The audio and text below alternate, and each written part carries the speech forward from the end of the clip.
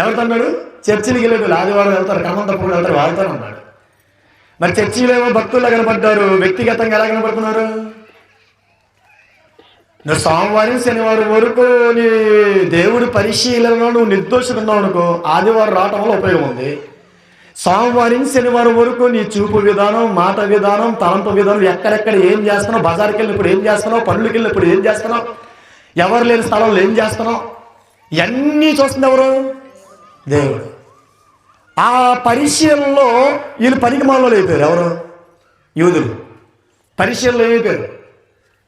పరిశీలనలో ఏమైపోయారంటే దుర్మార్గులు అయిపోయారు, చెడు పనుల్లోకి బానిసలు అయిపోయారు. అందుకంటాడు పాపం చే ప్రతి వాడును పాపానికి దాసుడు.